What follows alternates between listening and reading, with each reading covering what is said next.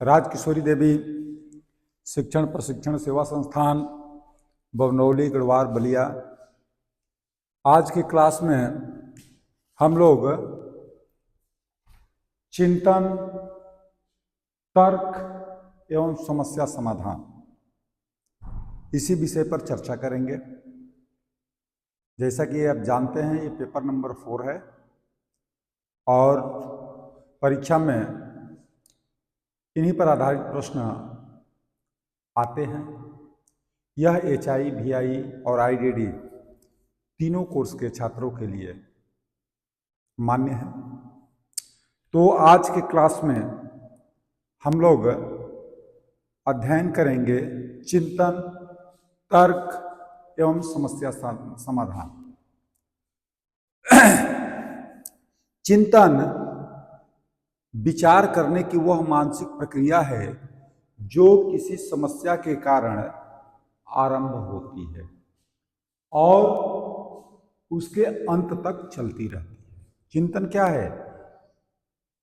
यह मानसिक प्रक्रिया है और यह आरंभ कैसे होती है? जब कोई समस्या आएगी तो समस्या के आरंभ से अंत तक आपका चिंतन शुरू हो जाता है। तो समस्या का समाधान करने वाली मानसिक क्रिया को चिंतन कहते हैं। यानी जो भी हमारी समस्या है उस समस्या का समाधान हम कैसे करते हैं उसको क्या कहते हैं? चिंतन कहते हैं। चिंतन एक विशेष शिक्षा संबंधी प्रक्रिया माना गया है जो किसी असंतोष के कारण आरंभ होती है और प्रयास एवं त्रुटि के आधार पर चलती हुई उस अंतिम स्थिति पर पहुंच जाती है जो इच्छा शक्ति को संतुष्ट करती है। यानी चिंतन आरंभ होगा। यह समस्या है, जैसे हमको परीक्षा में पास होना है, तो परीक्षा में पास होना है तो ये एक समस्या है। तो आप इस पर क्या करोगे? चिंतन करोगे। चिंतन में ये टॉपिक पढ़ लें, ये टॉपिक पढ़ लें, ये टॉपिक पढ़ लें और इसी से प्रश्न आएंगे, हम इसका उत्तर दे लेंगे। और आपकी मानसिक क्रिया अगर संतुष्ट हो जाती है तो यह चिंतन है और चिंतन की अंतिम स्थिति पर आप पहुंच जाते हैं। अब आइए चिंतन की विशेषताएं। तो चिंतन की विशेषता में सबसे पहली विशेषता है कि चिंतन मानव का एक विशिष्ट गुण माना जाता है। चिंतन एक मानसिक प्रक्रिया है। चिंतन एक प्रकार का सामाजिक या सुरक्षात्मक व्यवहार है। चिंतन समस्या का समाधान करने वाला तत्व है। चिंतन किसी भी प्रकार की चिंता का निवारक तत्व है। और चिंतन, छठवां चीज है, चिंतन पूर्ण रूप से एक मानसिक प्रक्रिया है। ये क्या है? चिंतन की विशेषताएं हैं। कहा गया है कि किसी भी चीज का चिंता नहीं करना, चिंतन करना। चिंता से चतुराई घट जाती है।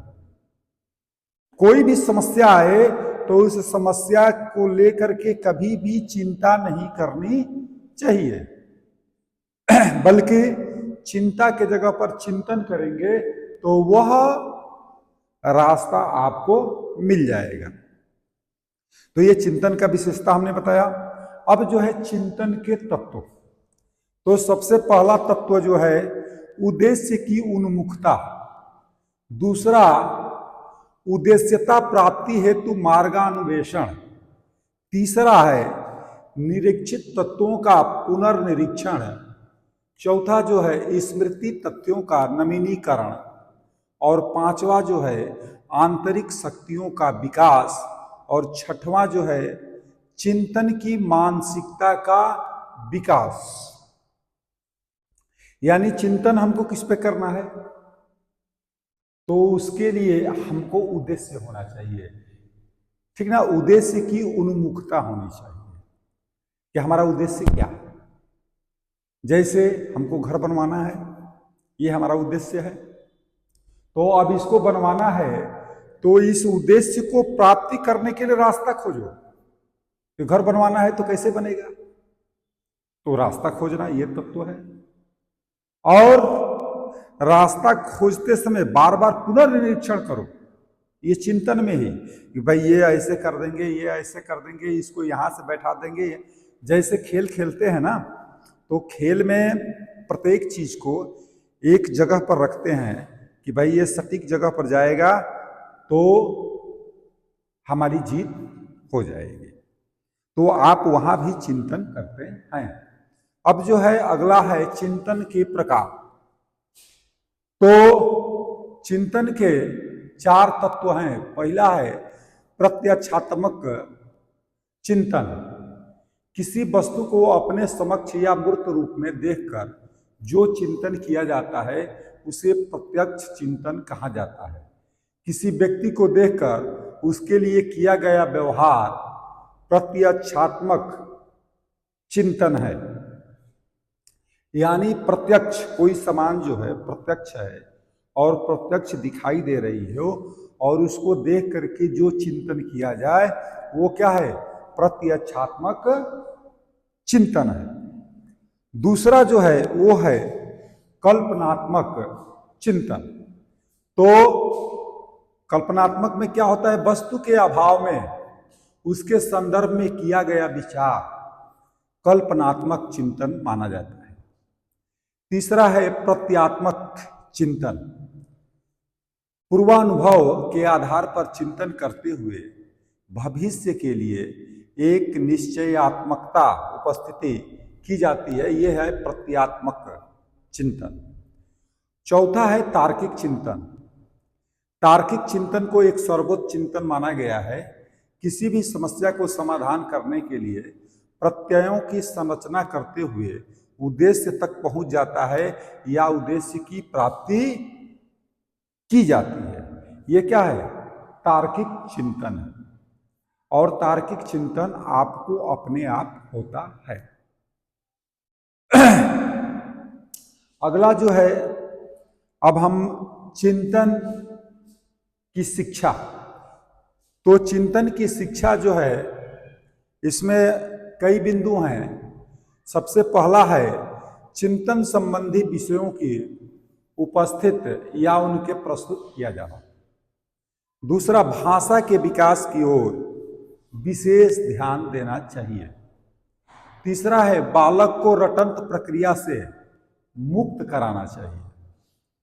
चौथा है बालकों के समक्ष ज्ञानात्मक पक्ष को प्रस्तुत करना चाहिए। तर्कवाद विवाद समस्या समाधान की ओर ध्यान देना चाहिए। बालकों को शैक्षिक उत्तरदायित्व को वहन करने के लिए अवसर प्रस्तुत करना चाहिए। बालकों को विचार अभिव्यक्ति का अवसर दिया जाए। बालकों में जिज्ञासा प्रवृत्ति को विकसित करना चाहिए। बालकों को प्रयोग, अनुभव, निरीक्षण एवं चिंतन का अवसर दिया जाना चाहिए। विद्यालय में अनुभव को महत्व दिया जाना चाहिए। तो यह है आपका चिंतन में शिक्षा। जैसे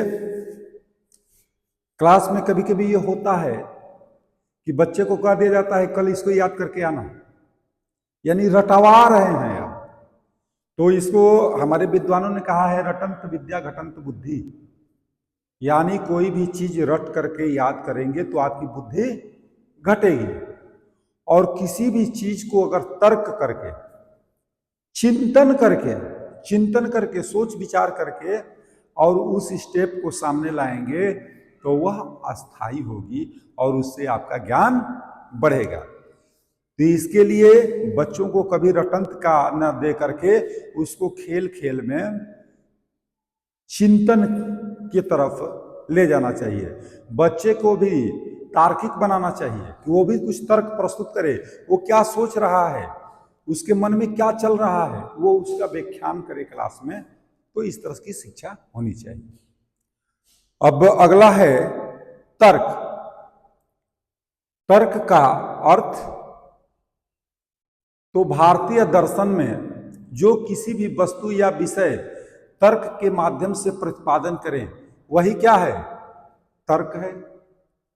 रामानुजाचार्य ने बताया कि तर्क एक प्रकार से मानसिक शक्ति, प्रक्रिया या अनुसंधान है। तर्क का संबंध मानव के संबंध से भी है। तर्क सार्थक उद्देश्य किए जाते हैं। विवाद की पुनरावृत्ति होते ही तर्क क्या होता है? विराम ले लेता है। जैसे भाई प्रश्न कहीं भी कुछ भी खड़ा हो सकता है, अब उसको आपको अपने तर्क के द्वारा साबित करना है। जैसे गणित के प्रश्न आते हैं तो गणित में ये होता है कि सिद्ध करो कि चतुर्भुज की चारों भुजाएं बराबर होती हैं।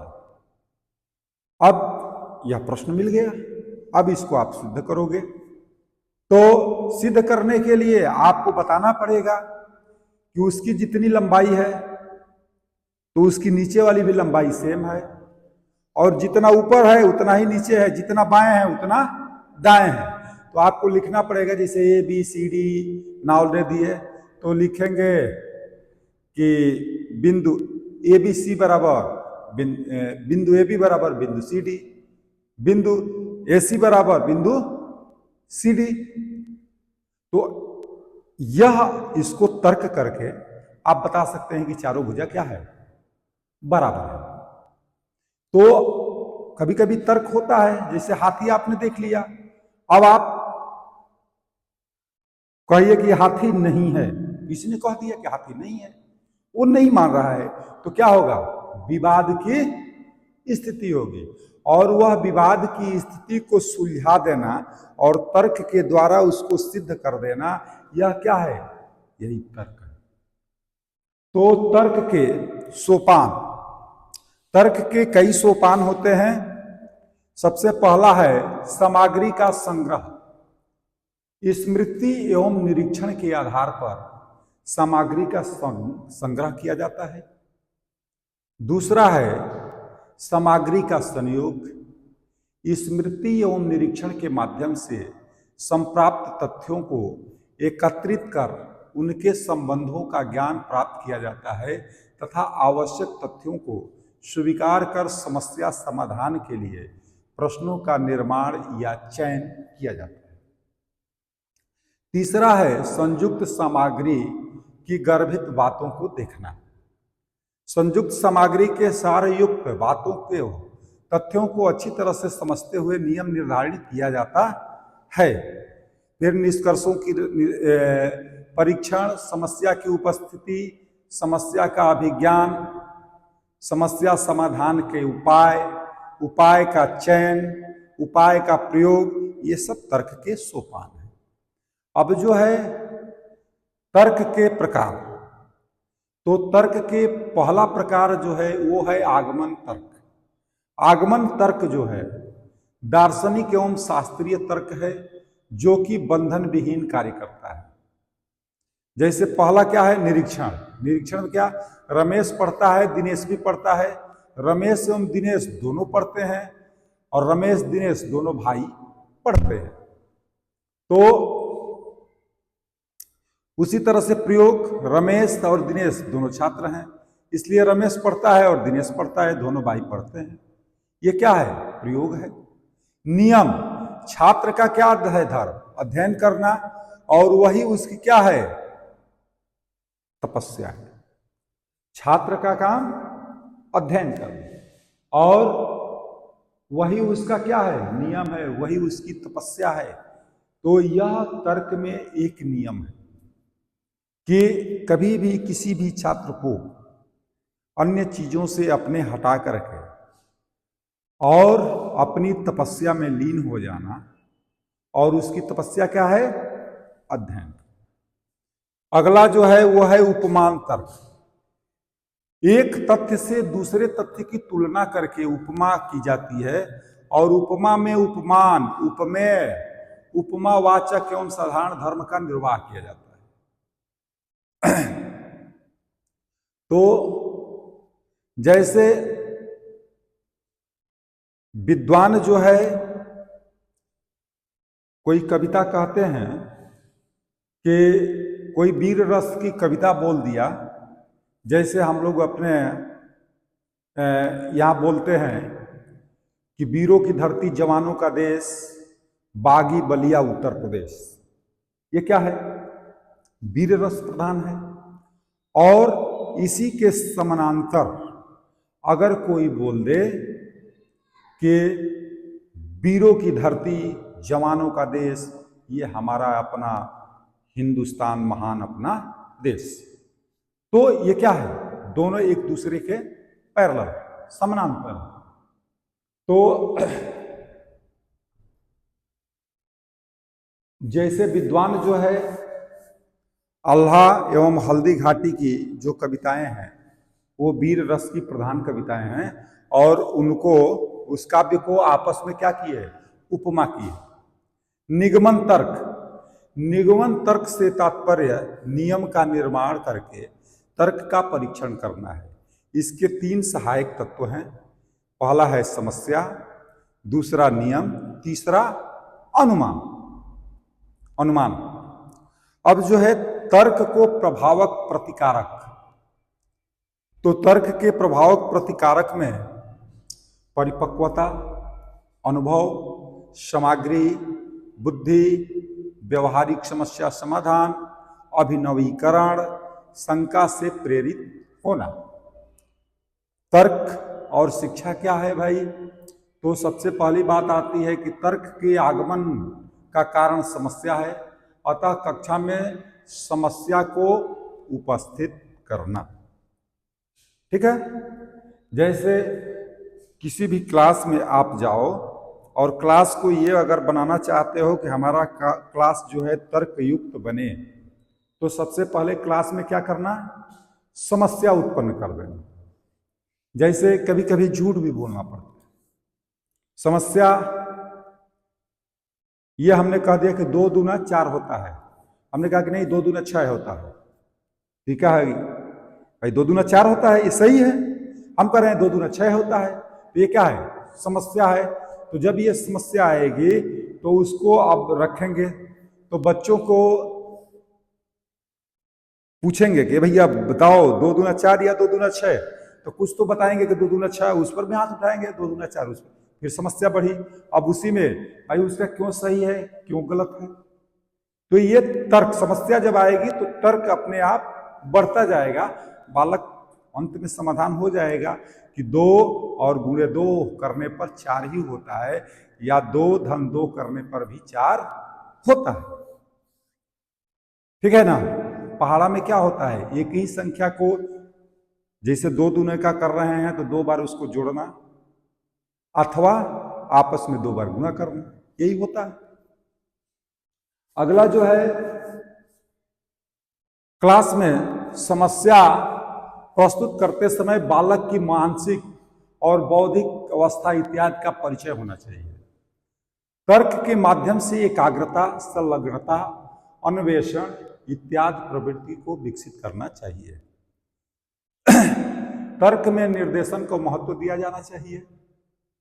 तर्क के लिए विषयों का प्रगाढ़ अध्ययन की व्यवस्था करनी चाहिए। पाठ्य सहगामी क्रियाओं के माध्यम से तर्क को प्रभावशाली बनाना चाहिए। बालकों के वैचारिक पक्ष की ओर ध्यान देना चाहिए। बालकों में रटंत प्रक्रिया को दूर करना चाहिए। बालकों के अनुभव का प्रयोग क्रियात्मक विधि द्वारा कराना चाहिए। आगमन एवं निगमन विधि का उपयोग मिला करके संयुक्त रूप से करना चाहिए। अब तीसरा पॉइंट हमने बताया था आपको, चिंतन, तर्क और समस्या, समस्या समाधान। तो समस्या समाधान किसी भी प्रकार के बापा उपस्थित होने पर उसे कठिनाई का समाधान ही समस्या का समाधान है।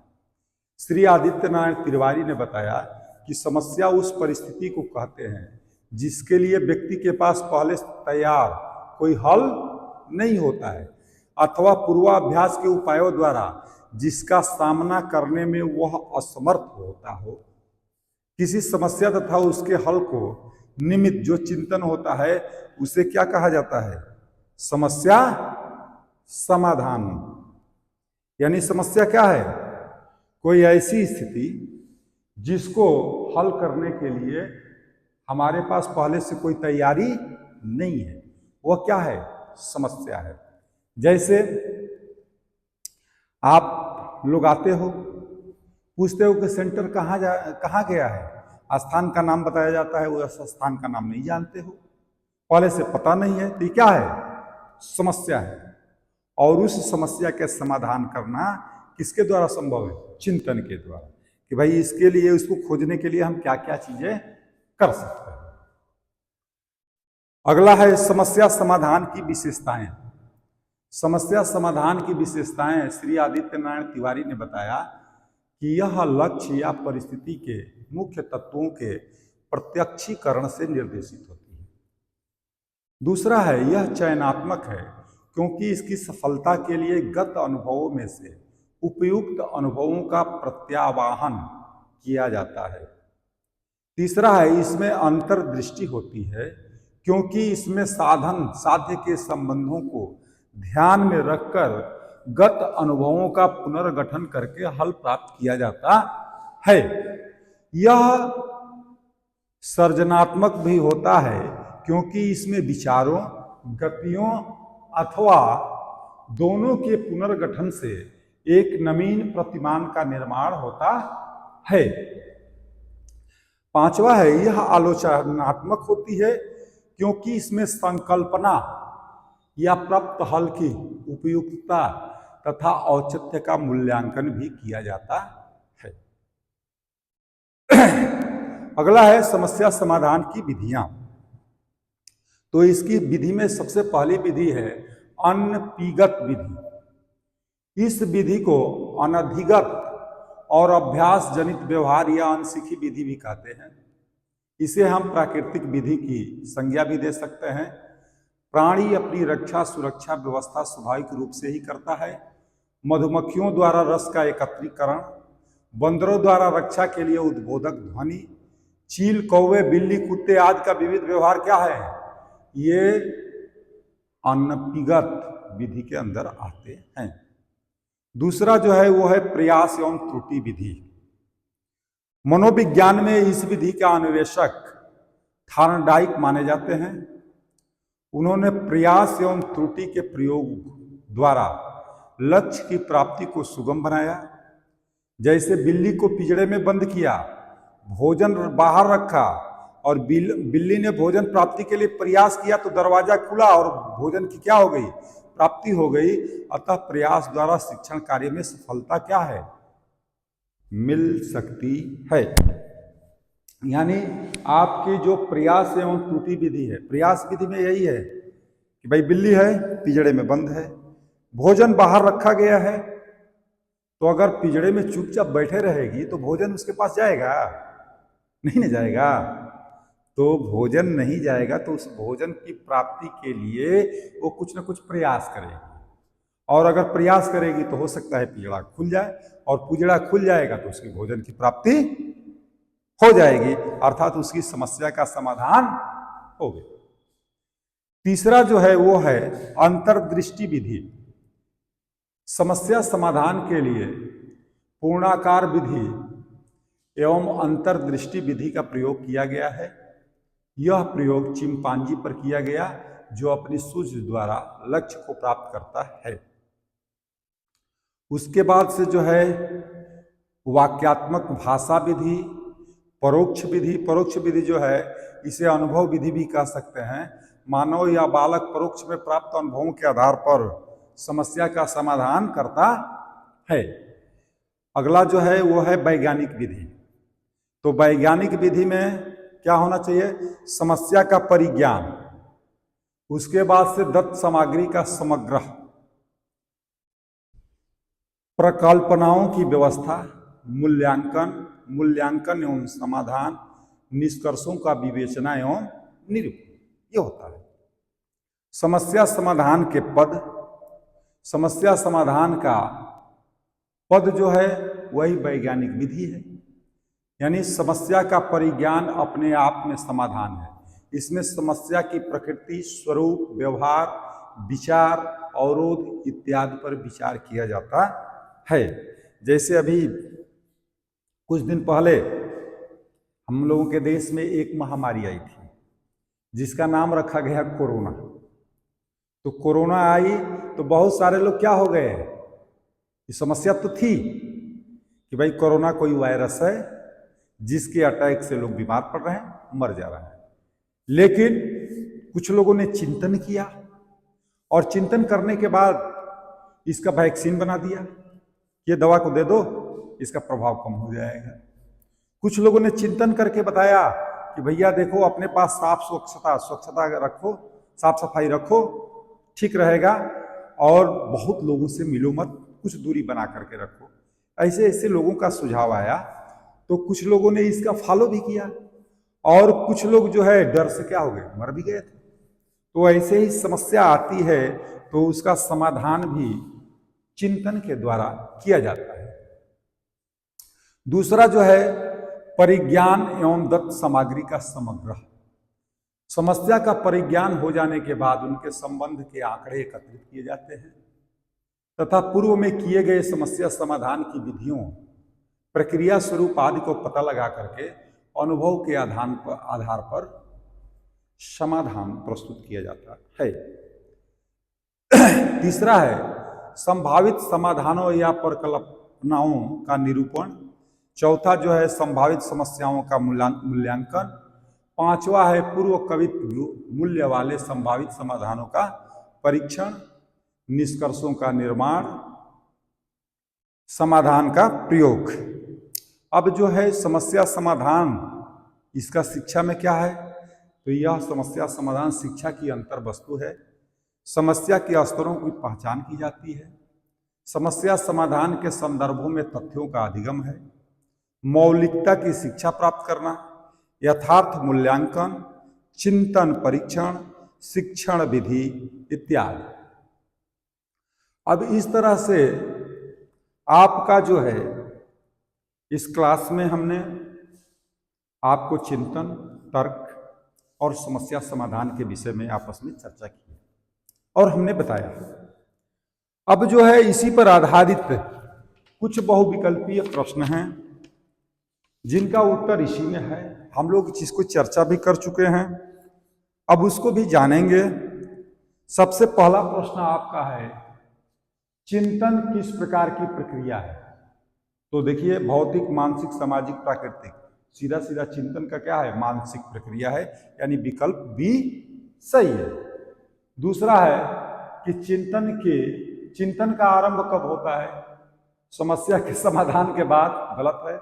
इच्छा की पूर्ति के पहले, जब तक इच्छा की पूर्ति नहीं होगी तो क्या होगा, चिंतन आपका आरंभ हो जाएगा। दूसरा है चिंतन की विशेषता नहीं है, यह स्थिर प्रक्रिया है, यानी सी, ये नहीं है, ये चिंतन की विशेषता नहीं है, बाकी सभी चिंतन की विशेषता है। अगला प्रश्न है चिंतन का प्रशिक्षण कैसे दिया जा सकता है। तो चिंतन का प्रशिक्षण कब होगा, जब समस्या सामने आएगी, यानी समस्या को प्रस्तुत करेंगे तब अपने आप चिंतन का प्रशिक्षण शुरू हो जाएगा, यानी विकल्प ए सही है। दूसरा अगला प्रश्न जो है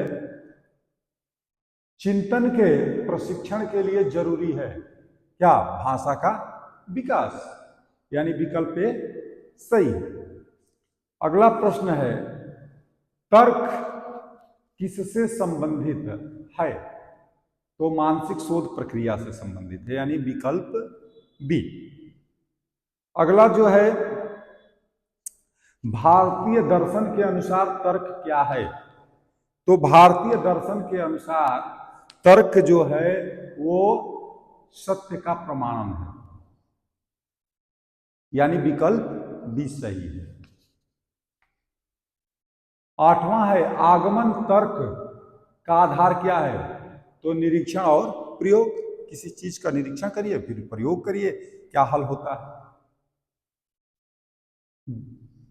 अगला है तुलना के आधार पर तर्क को क्या कहते हैं, तो ये है तुलना के आधार पर उपमान तर्क है। अगला है निगमन तर्क का मुख्य उद्देश्य क्या है, तो वो है सामान्यीकरण, यानी विकल्प सी सही। अगला है समस्या समाधान क्या है, तो वो है कठिनाई का समाधान करना, समस्या का समाधान है, यानी विकल्प भी सही है। अगला प्रश्न जो है श्री आदित्य नारायण तिवारी के अनुसार समस्या क्या है, तो ये जो है समस्या अनुभवहीन स्थिति है। अगर कोई चीज आप जानते नहीं है तो वो आपके लिए क्या है, समस्या है। तो जिसका अनुभव नहीं है वो समस्या है, तो विकल्प बी सही है।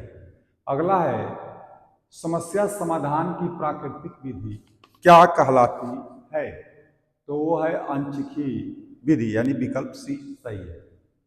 अगला है थार्नडाइक द्वारा सुझाई गई विधि कौन सी है, तो वह है प्रयास और त्रुटि विधि। थार्नडाइक ने यही बात बताया, अभी पीछे हम लोग चर्चा किए थे तो उसमें आए। अगला है वैज्ञानिक विधि का पहला चरण क्या है, तो वो है समस्या की पहचान। भाई समस्या का समाधान करना है तो सबसे पहले समस्या की पहचान करना होगा, तो पहला चरण यही है, समस्या का पहचान, किस प्रकार की समस्या है।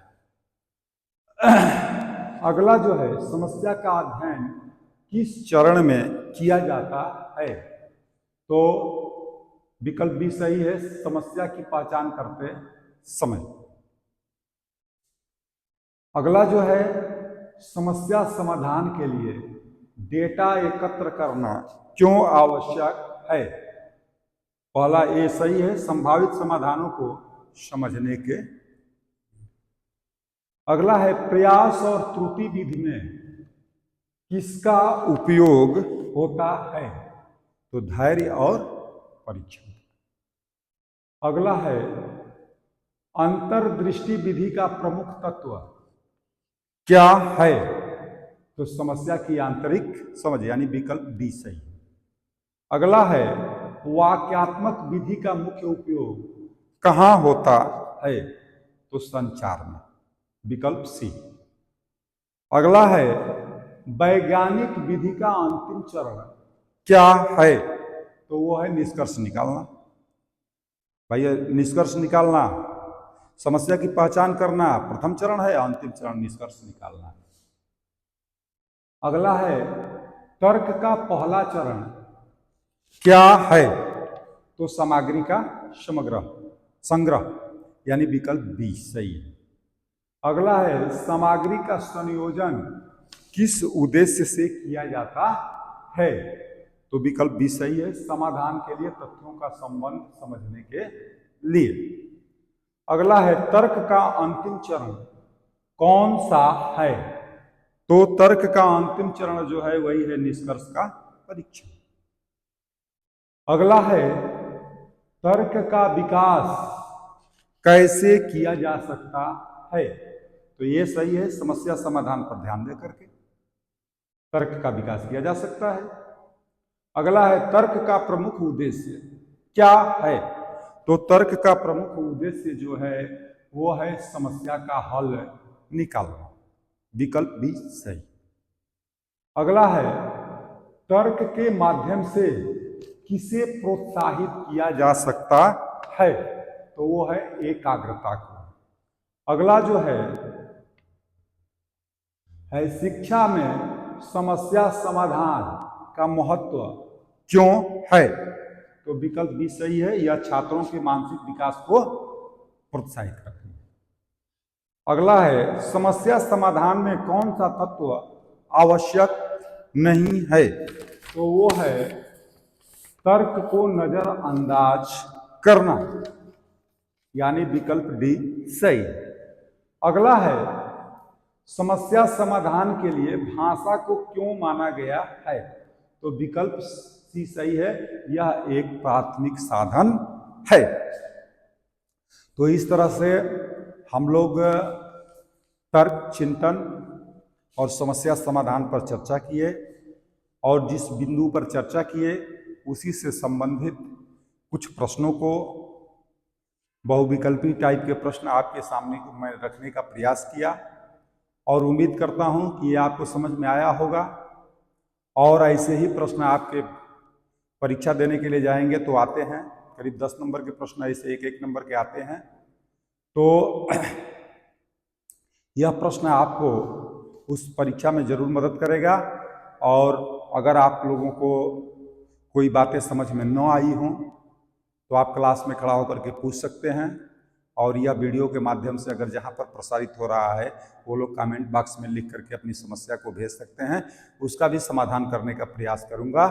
जय हिंद।